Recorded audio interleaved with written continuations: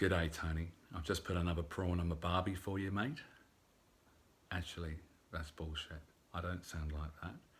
I've still got a fairly refined accent after 15 years in Australia, and I cannot believe I've had to travel this far to escape you.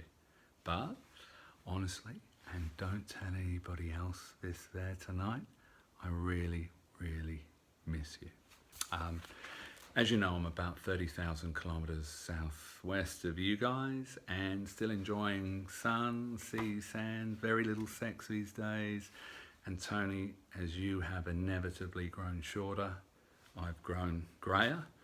I would have loved to have been with you there tonight, but as I'm not, you're going to have to take the piss out of somebody else your own size, which actually might be a bit of a struggle.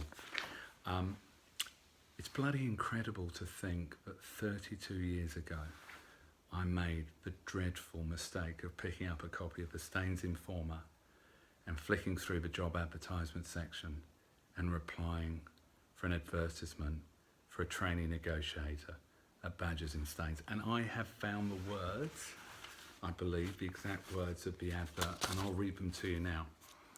Excellent opportunity for a naive school leaver to embrace the life as an underpaid slave, to tread the frost-bitten streets of Staines, to deliver folded up bits of A4 newspaper through people's letterboxes with a group of older, perverted men.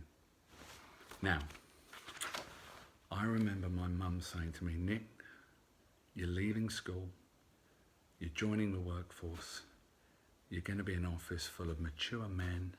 They're not going to be playing pranks on each other. They're not going to talk about breasts that walk past the windows or fill each other's cup cokes with disgusting things or put pubes in each other's crisp packets. None of that will happen.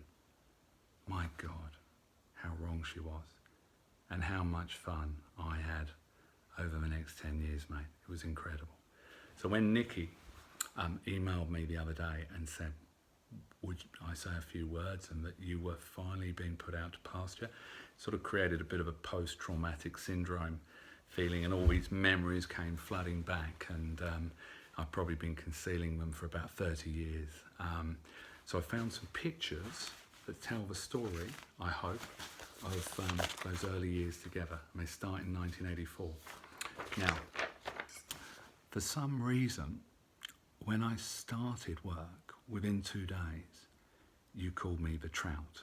And I think when I turned up to appointments, you even said, we're sending the Trout. Now, fortunately, I moved up the scale of animals, and about 2 weeks after I'd started, I think you went to the Derby with the bank manager to try and get money to open the Sunbury office. And you decided that I resembled the horse in the 3:30 at Epsom. So for the next 4 years, I was Horsehead, and every time I walked up to the office, you would greet me with the loud sound of "Nay." Anyway, there's no such resemblance. Now, you remember I had a girlfriend, Helen Newell. I remember her dearly, 30 years ago, and you were convinced that you wanted to end the relationship so I could concentrate on work. Every time she phoned the office, you'd shout obscenities and hang up on the phone. So I got so scared I used to go down to the post office and make my calls from this very same phone box, until the day you and Trevor came down and rocked it so hard you disconnected the phone line and we split up about 2 weeks later. I didn't get a bag for my leaflets. I had to stuff them in my pockets. I didn't get a photocopier that was digital. It looked something like this. But worse still, it was next to an office shared by Adrian Booth and Renee Burbridge. And they smoked about 1,000 cigarettes an hour while I stood next to them. Now, do you remember those rainy nights? John and I used to go door knocking to the worst council estate known to mankind, Violent Avenue in Stanwell. And John used to wear a Mac. I couldn't find a picture of him with his grey Mac on, but I found something like this.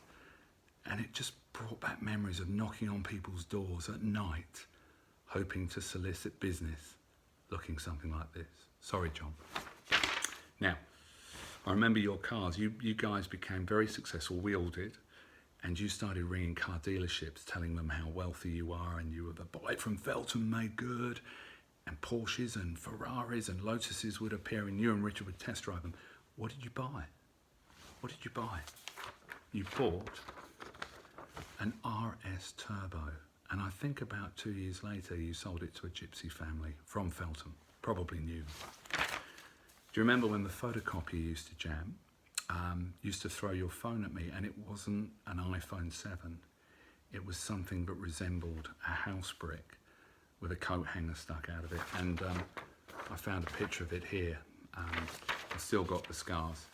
Lastly, and most endearingly, we had Polaroid cameras, and I managed to find a photograph that I've kept all these years in a folder of mine. We're on a letter drop. I think it was cold. I think you've since sold this shirt, and I think the trousers are probably a bit too long for you now. But this just brought it all back to me, Tony. I don't know if you can see that, but I'm sure you changed a bit, but I still keep this in a wallet, somewhere that I can treasure it for the rest of my life.